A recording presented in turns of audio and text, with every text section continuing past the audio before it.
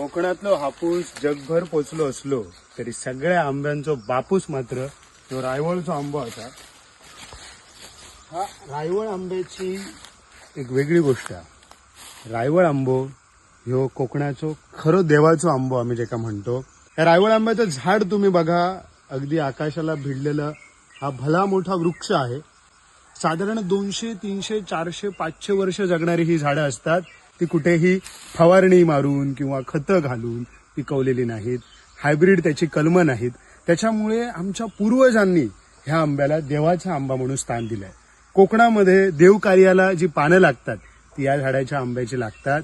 ह्यो आंबो तुम्ही असो कापून खाऊ शकणार नाही, पण जी रायता नावाची जी भन्नाट रेसिपी कोकणात उन्हाळ्यात बनता ती फक्त ह्याच आंब्याची बनाक शकता. कारण हेका ती आंबट गोड चव असा आणि चोखून खाण्याची मजा फक्त ह्या आंब्यात. म्हणजे ह्या आंब्यात की नाही मस्तपैकी गोड आंबे उकडले जातात, त्याच्यात थोडासा गूळ, खोबरा, मिरी आणि कोकणातले स्पायसेस टाकून बनता ती म्हणजे ह्या आंब्याचा रायता. आणि ह्या भर उन्हाळ्यात ज्यावेळेस आपण हे रसभरीत रायता जेव्हा आपण त्या आंबो बुडवून बुडून बुडून बुडून चुकून चुकून खातो, तुमका सांगते की नाही पंच ज्ञानेंद्रियांना सुखावणारा आणि आपल्या मनात तृप्त करणारा ह्याच्यापेक्षा दुसरा खायचाच माका वाटतं ह्या जगाच्या पाठीवरती असा पदार्थ नाही तो म्हणजे कोकणातल्या रायवळ आंब्याचा रायता. आणि अत्यंत न्यूट्रिशियस हा, कसलाही खत नाही, फवारणी नाही, ह्याच्या आम्ही काय कल्टार घातलेला नाही असा. आणि ह्या आंब्याक दरवर्षी फळा येतात. आम्ही आता म्हणतो आम्ही आंब्याच्या क्रायसिसमध्ये गेलो, आंबे लागणत नाही असत, कारण आम्ही या निसर्गाची वाट लावून फक्त कलमालाच सुटलेलो असो. पण जंगलातला आंबा बघा, ह्याका पॉलिनेशन कोण करता, ह्याचा परागीभवन कोण करता माहिती आहे? ह्या जंगलातल्या आजूबाजूचे जे मधमाशे असत ते त्याचा परागीभवन करतात. तो एक जंगलाचा भाग असा. आणि असे रायवळचे भन्नाट आंबे सावली सुद्धा देतात. हो, ह्या हीट वेव्ह मध्ये ही बारीक बारीक कलमा सावली देऊचे नाही असत, ती सड्यावर वाढलेली. पण हे बघा कसे आकाशात भिडणारे जे आंबे असत की नाही ते आमका सावली देतात. बरोबर ना रे? ह्यो आमचं निगुड्यातलो जो भाव आहात त्यांनी आमका ह्यो आंबो दाखवलो.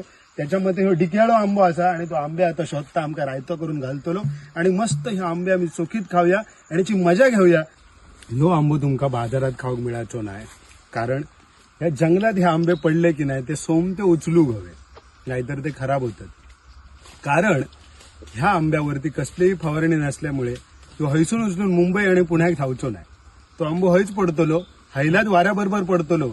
अहो तवतेचा वादळ येला तेव्हा अख्खी हापूसची कलमाच्या कलमा उलटान पडलेली, पण ह्या आंब्याचा तोर सुद्धा खाली पडाक नाही होता. ह्यो आंबो पिकलो कायच खाली पडतलो.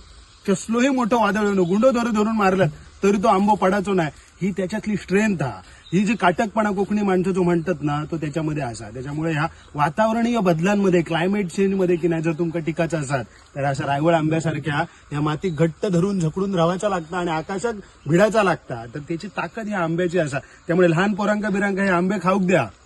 कलमी आंबे बाजारातले खावा हो, त्याच्याक आमका विरोध नाही, पण हे आंबे सुद्धा जपावं. ही झाडं असत, या रायवळची झाडं टिकवायला हवी.